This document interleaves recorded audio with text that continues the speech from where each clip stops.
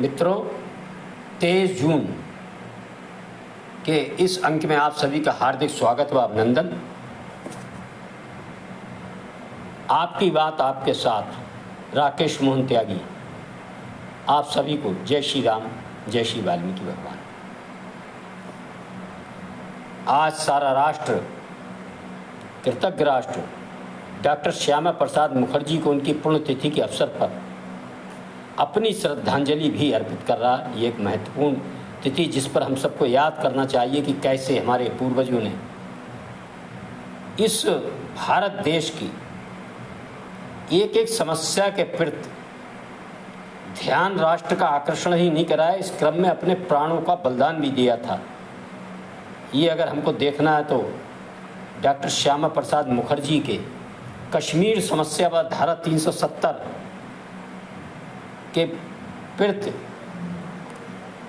राष्ट्र को जागृत करने हेतु उनके किया आंदोलन और उसी आंदोलन के क्रम में कश्मीर के अंदर गिरफ्तारी के बाद 23 जून 1953 को जेल में ही उनकी संदेहास्पद स्थितियों में हुई मौत और उनके बलिदान को हम सबको देखना समझना चाहिए कि कोई भी राष्ट्र कैसे हमारे पूर्वजों के किए बलिदानों के माध्यम से धीरे धीरे अपना आकार ग्रहण करता है। हम सबका उसमें खून पसीना लगा होता है। इसी क्रम में बंधुओं, मैं आप सभी का ध्यान आकर्षित कराना चाहता हूँ कि डॉक्टर श्यामा प्रसाद मुखर्जी ने अपना बलिदान, अपना जीवन इस देश के आने वाली भावी पीढ़ी, उसके भविष्य के लिए दिया था। और इसी क्रम में हम सब देखते हैं इस समय कि लंबे समय से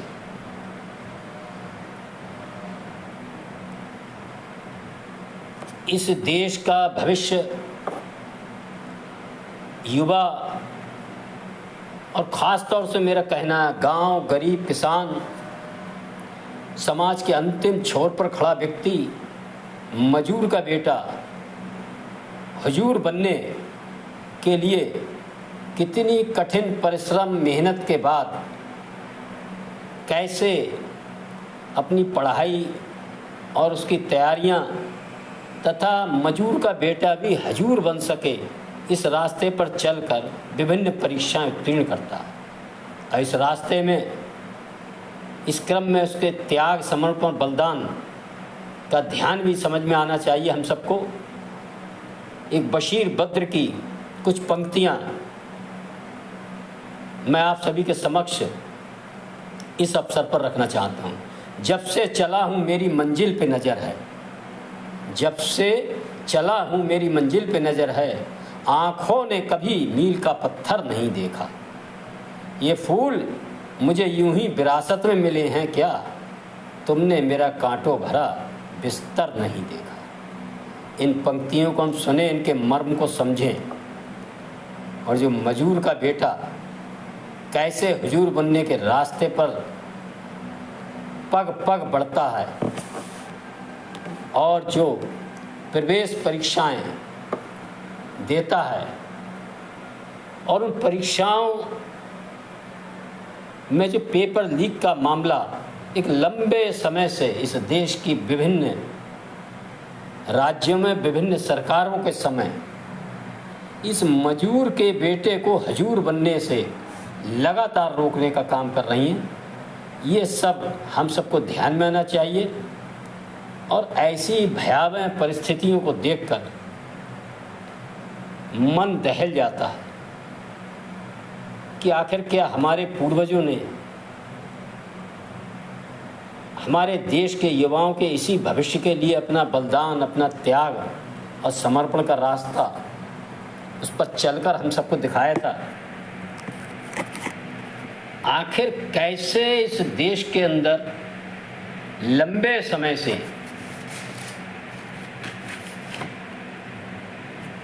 गरीबों के हक के खिलाफ जाकर, चाहे व्यापक घोटाला हो मध्य प्रदेश के अंदर, भ्रष्टाचार के माध्यम से परीक्षाओं में नकल, गलत अभ्यर्थी को बैठालना और ये लंबे समय से चल रहा था, 1990 से, और इसके बारे में देश को पता ही नहीं लग रहा था। कॉपी बदलना, नकल करवाना, गलत आदमी परीक्षा में बैठालना, इन सब सुविधाओं का लाभ मजदूर का बेटा किसी कीमत पर नहीं ले सकता था। यह केवल जो कुछ हजूर के बेटे, पैसे वाले धन्ना सेठों के बेटे, जिन पर पैसे की इफरात है, वही इस सुविधा का लाभ लेकर लगातार ऐसे हुजूर के बेटे अनाधिकृत रूप से हुजूर बनने के रास्ते पर लंबे समय से चल रहे थे। और मजदूर का बेटा बैठा हुआ जो मेहनत से, अपने बुद्धि विवेक से लगातार कांटों भरे रास्तों पर चलकर हुजूर बनने के रास्ते पर चलना चाह रहा था, उसके रास्ते में किस प्रकार एक दीवार खड़ी कर दी गई थी, ये हम सबको समझ में आना चाहिए। यूपीएससी की एलटी ग्रेड की परीक्षा का लीक मामला हो, चाहे एनटीए द्वारा आयोजित परीक्षाओं में नीट, नेट, उच्च शिक्षा परीक्षा, पीएचडी प्रोफेसर, मेडिकल परीक्षा, मतलब किसी भी प्रवेश परीक्षा का कोई भी क्षेत्र ऐसा भ्रष्टाचारियों ने, धांधलेबाजियों ने विभिन्न सरकारों के समय, विभिन्न कालखंड में छोड़ा नहीं था, जिससे कि किसी गरीब का बेटा, मजदूर का बेटा हुजूर बन पाए। और बहुत ही ये शर्म का विषय है। इसके लिए कोई किसी एक को दोषी ठहराया या पूरा सिस्टम ही इसमें ओतप्रोत था। चाहे पुलिस भर्ती 2021 और 2024 की देखें, उसमें भी यही सब चला। यूपी आरओ पेपर लीक का मामला हो, लगभग 69,000 शिक्षक भर्ती का मामला हो, चाहे यूपीएससी जे की जो मेंस कॉपी हैं, उनको बदलने का भी दुस्साहस ऐसे धांधलेबाजों ने किया था। ये काम कई सरकारों में होता हुआ वर्तमान सरकारों के समय भी लगातार बदस्तूर जारी रहा। इसकी जितनी निंदा की जाए वह कम है। और इस काम में, इस प्रकार की अनेकों परीक्षाओं में बड़ा मोटा पैसा लेकर 20 से 50 लाख रुपया लेकर नौकरी लेने का काम ये छोटे मोटे लोग नहीं कर रहे थे, बड़े बड़े नेता अधिकारी इसमें मिले हुए थे। यदि नहीं मिले हुए थे तो एक बार ऐसी घटना हो जाएगी, 2 बार हो जाएगी, 3 बार हो जाएगी, एक सरकार में हो जाएगी, दूसरी सरकार में हो जाएगी, आखिर लगातार कैसे चल रही है। आज बड़े दुख का विषय है, केंद्र सरकार व उत्तर प्रदेश सरकार सहित देश की विभिन्न सरकारों द्वारा आयोजित इन परीक्षाओं में लगातार इन धांधलेबाजों ने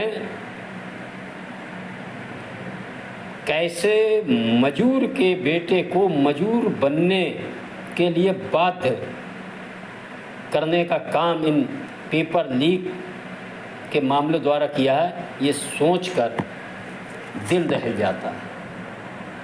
हजारों लाखों युवा, गरीबों परिवारों के बच्चों का जो बड़ी किस प्रकार बाहर जाकर तैयारियां करते हैं, कैसे रहते हैं, उनके भविष्य से खिलवाड़ करने का काम किया था। ये सबसे बड़ा दुख तो केंद्र सरकार व प्रदेश सरकार के 10 वर्ष व 7 वर्ष के कार्यकाल के बाद भी इस तरह की घटनाएं ना रुकना, युवा और आदरणीय मोदी जी, योगी जी के युवाओं के मन में एक बहुत बड़ा अविश्वास की खाई पैदा करने वाला कार्य बन चुका है। और इस तरह की घटनाएं यदि भविष्य में होती हैं तो इस देश का युवा अब आखिर किससे आशा रखेगा। लेकिन निश्चित ही जो अभी एनटीए के द्वारा जो आयोजित परीक्षाएं थी, सरकार ने एक बहुत कठोर कार्रवाई करते हुए मेरा तो ये मानना है, ये कार्रवाई पहली बार जब इस तरह की घटना हुई थी, दूसरी बार हुई थी, यह खास तौर से केंद्र सरकार पिछले 10 वर्षों से 2 कार्यकालों में तीसरा कार्यकाल कर रही है। उत्तर प्रदेश सरकार के समय भी इस मामले में जब पहली घटना आई थी तभी ये हो जाना चाहिए थी। कितना ही बड़ा अधिकारी, कितना ही बड़ा नेता है, इसमें कोई भी कितना ही बड़ा पैसे वाला हो, उसको बचना नहीं चाहिए था। लेकिन किन्हीं ना किन्हीं वजहों से निश्चित ही जो कार्रवाई पहले होना चाहिए थी वह अब की गई है और एनटीए के महानिदेशक सुबोध कुमार सिंह को हटाया गया, बर्खास्त किया गया और सरकार ने एक सुंदर निर्णय लिया है कि जो सारी समस्याएं हैं इनके लिए, इनकी विश्वसनीयता कैसे बहाल हो, इसके लिए एक कमेटी का गठन किया है और इसके लिए इसरो के पूर्व प्रमुख जो रहे हैं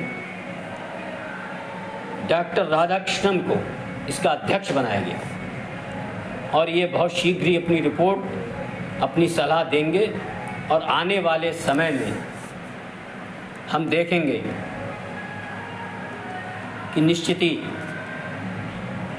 केंद्र सरकार व भारतवर्ष की अन्य सरकारें इनके बताए रास्ते पर चलकर ये पेपर लीक मामले पूर्णतः बंद करने में समर्थ होंगी।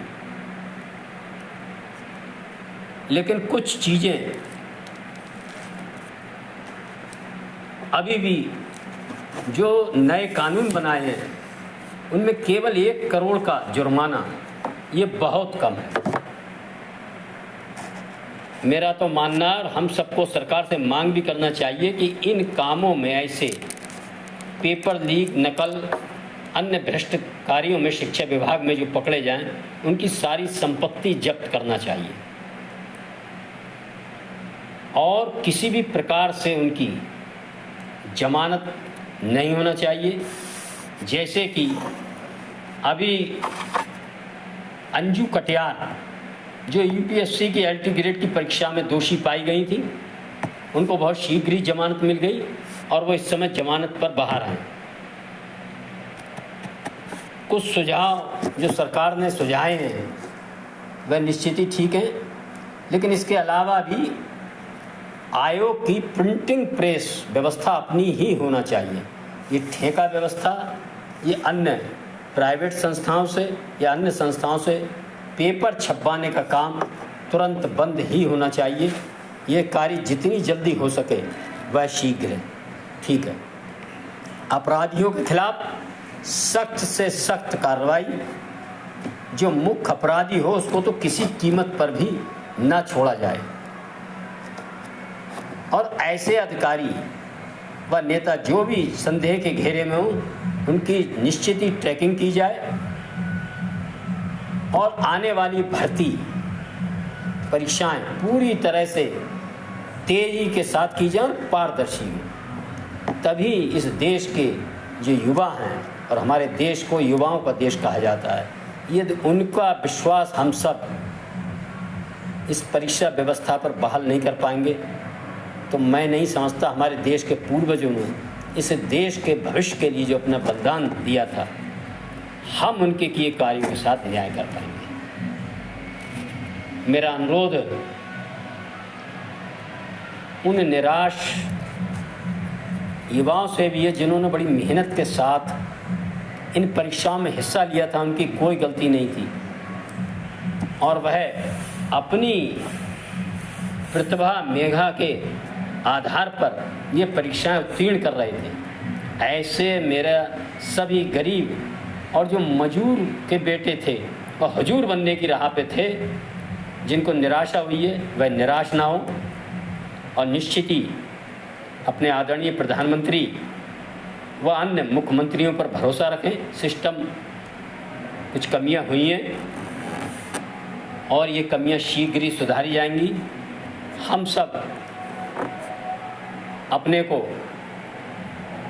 निराशा के भंवर से निकालकर जो नया सिस्टम बनने जा रहा है उसके लिए अपने को तैयार रखें और निश्चित ही प्रभु आपके साथ है और आप पुनः इन परीक्षाओं में उत्तीर्ण होंगे, इसी आशा विश्वास के साथ मैं आज के इस अंक में अपनी वाणी को विराम देता हूं। और मेरा आप सभी से एक अनुरोध है, यदि आपको आपकी बात आपके साथ राकेश मोहन त्यागी पर प्रसारित इन अंकों को सुनकर अच्छा लगता है तो एक बार कमेंट्स में ज़रूर बताएं। इनको सुनकर लाइक व ज़्यादा से ज़्यादा शेयर कर दिया करें तथा सब्सक्राइब भी करें। आप सबका बहुत बहुत धन्यवाद। आपकी बात आपके साथ राकेश मोहन त्यागी। जय श्री राम, जय श्री वाल्मीकि भगवान, भारत माता की जय।